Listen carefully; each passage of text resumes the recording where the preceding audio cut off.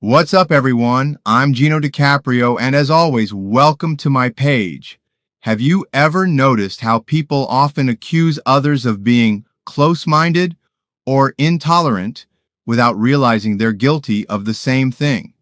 This phenomenon is called projection, and it's more common than you think. As an old-school liberal, I've noticed a peculiar trend. People labeling others as close-minded or rednecks without realizing they're guilty of the same thing. This phenomenon is called projection, and it's more common than you think. The psychology of projection. Projection occurs when we attribute our own unacceptable thoughts, feelings, or motives to someone else.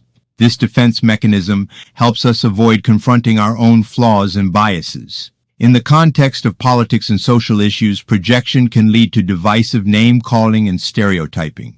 Examples of projection. Conservatives are often labeled as close-minded or intolerant by liberals, while conservatives argue that liberals are the ones who refuse to listen to opposing views.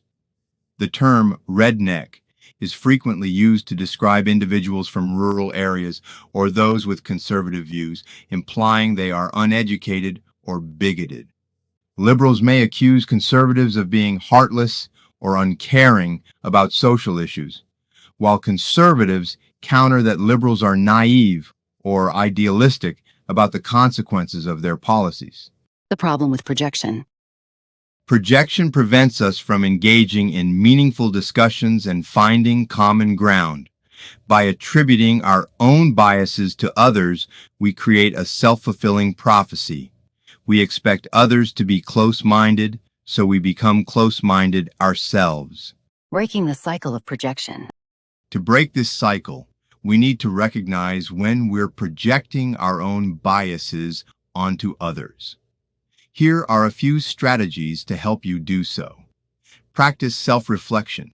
Take a step back and examine your own thoughts and feelings.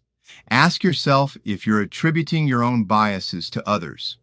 Listen actively. Engage with people who hold different views and try to understand their perspectives. Avoid interrupting or dismissing their opinions. Avoid labels and stereotypes. Refrain from using labels like close-minded or redneck to describe others. Instead, focus on specific behaviors or actions that you disagree with. Projection is a common phenomenon that prevents us from engaging in meaningful discussions and finding common ground. By recognizing when we're projecting our own biases onto others, we can break the cycle of projection and work towards a more inclusive and respectful dialogue.